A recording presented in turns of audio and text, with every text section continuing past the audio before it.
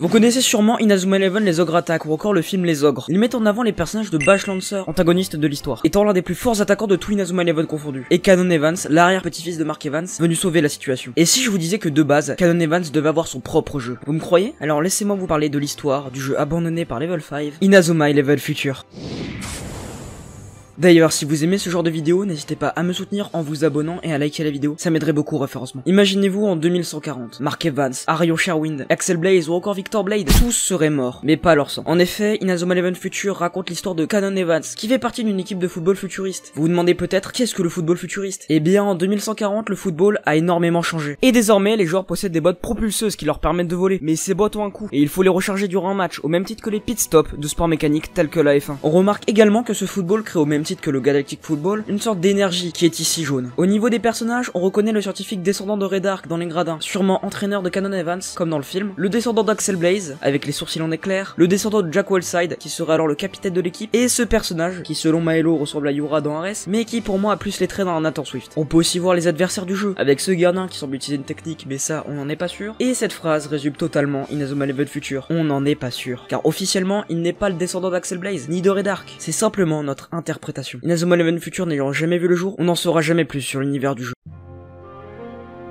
Présenté dans un Tokyo Game Show en 2009, durant le Level 5 Vision, en même temps que Inazuma Eleven 2, il a été décalé en 2010 pour finalement être annulé, puis remplacé par le jeu Inazuma Eleven les Ogres Attack. Mais pourquoi le jeu a été abandonné? Après en avoir parlé à Maelo directement en vocal, il m'a réellement posé la question. Inazuma Eleven Future aurait-il été un bon jeu vidéo? Comme moi, on aurait pu être tenté de répondre directement oui, un gameplay qui semble incroyable, de nouveaux personnages intrigants et un scénario prenant. Mais je vous rappelle que nous sommes en 2010. En 2010, Inazuma Eleven 3 sur DS vient de sortir au Japon, et je vous rappelle les graphismes de ce jeu. Il est fort probable, vu les images du trailer que l'on dispose, que le jeu soit déceptif, vu que le gameplay serait difficilement jouable sur téléphone, voire même sur DS. Pour rappel, l'iPhone 4 venait à peine de sortir. Ce qui trouble nos sensations avec Future, c'est que le trailer est un dessin animé, nous montrant de belles promesses pour un résultat exceptionnel. On peut regretter un animé sur le concept d'Inazuma Eleven Future, mais le but de Level 5 est de vendre des jeux vidéo. Inazuma Eleven Future devait sortir avec un jeu vidéo s'il sortait en animé, ce qui poussa Level 5 à abandonner le projet. En tout cas, c'est l'une des raisons les plus probables de l'abandon du jeu par Level 5. Également, les graphismes n'étaient pas du tout au niveau. Un football volant et cet aspect de profondeur était trop dur à mettre en œuvre sur téléphone ou DS, comme le prouvent ces images de gameplay. Future était tout simplement trop en avance sur son temps, une avance qui fut fatale. On aurait quand même pu espérer une série animée ou un film dessus, car je pense que ça aurait été réellement un banger absolu, mais Level 5 a décidé de changer totalement Future pour faire le film Les Ogres et le jeu Inazuma Eleven Ogre Attack, ce qui nous amène à penser à des théories sur à quoi aurait pu ressembler Inazuma Eleven Future.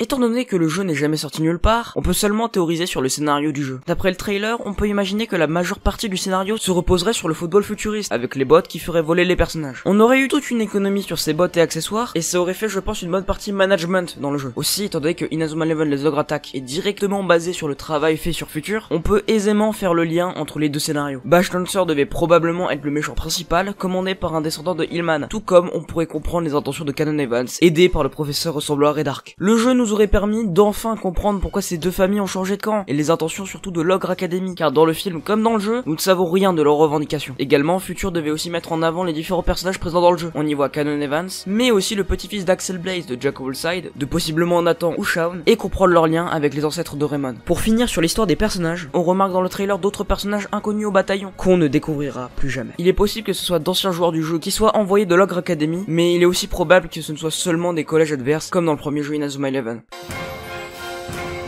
Future aurait-il eu sa place dans la timeline? En premier, intéressons-nous à la timeline d'Ogre Attack et du film. Les deux ouvrent deux nouvelles timelines à eux seuls. L'un étant seul dans sa timeline pour le film, et l'autre arrivant juste après les jeux Tempête de Feu et Tempête de Glace. Pour Future, le jeu doit se baser en 2140, après le jeu Inazuma Eleven 3, mais pas après Go. En effet, on apprend dans Go l'existence d'esprits guerriers et dans Chronostone d'armure et de Miximax. Si Go se passait avant Future, le football aurait eu ses esprits guerriers et Miximax, ce qui n'est pas le cas de Canon ni de Bash Lancer. Future se passe donc après les aventures de Mark au FFI et non celles d'Arion. Et aujourd'hui, Inazuma Eleven Future était trop en avance sur son temps. Mais aujourd'hui, c'est possible de le faire. En effet, la Switch, la PS5, un PC ou même nos téléphones aujourd'hui peuvent faire tourner des jeux très puissants. Faire un jeu basé sur des personnages qui volent et qui jouent au football serait totalement possible. Mais on ne verra plus jamais Inazuma Eleven Future. En premier, le jeu était le fondement de Inazuma Eleven les Ogre Attack, et il y a même eu un film dessus. Le personnage de Canon Evans et de Bash Lancer sont déjà connus du grand public. L'intérêt de créer un jeu sur ces personnages serait donc beaucoup moins intéressant, et le public ne serait pas forcément emballé par l'idée. On pourrait même dire que Future deviendra un flop pour Inazuma Eleven. On ne saura jamais jamais ce que le jeu aurait donné, et au final, c'est pas plus mal. Mais pour la communauté Inazuma Eleven, les théories sont encore bien présentes, et les joueurs veulent des réponses. Des développeurs indépendants ont donc créé une remake des jeux Inazuma Eleven les Ogre Attack, qui recrée ce qu'on imagine être Inazuma Eleven Future. Et d'ailleurs, je l'ai testé en stream avec vous, donc n'hésitez pas à me suivre là-bas, c'est très cool. Oh, y'a Bobby l'attaquant. C'est vrai, il est où Bobby? Oui, il est là. Par contre, la ville, elle est archi stylée, les gars. C'est dinguerie, hein. C'est dinguerie, la ville, elle est archi stylée. Donc, là, l'équipe Future face à l'équipe des Ogres. Notre équipe...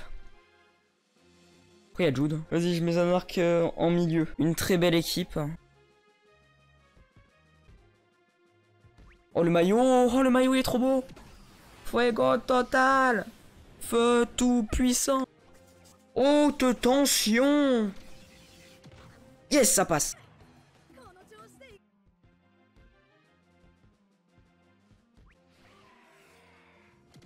Ah, c'est Blizzard de la Wire. Allez, let's go, ça passe. Yes! 2-0, les gars. Il y a 2-0, let's go, ça.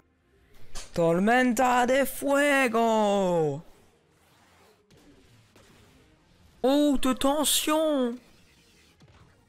Ça passe! Je pense que je suis beaucoup trop au level. Let's go.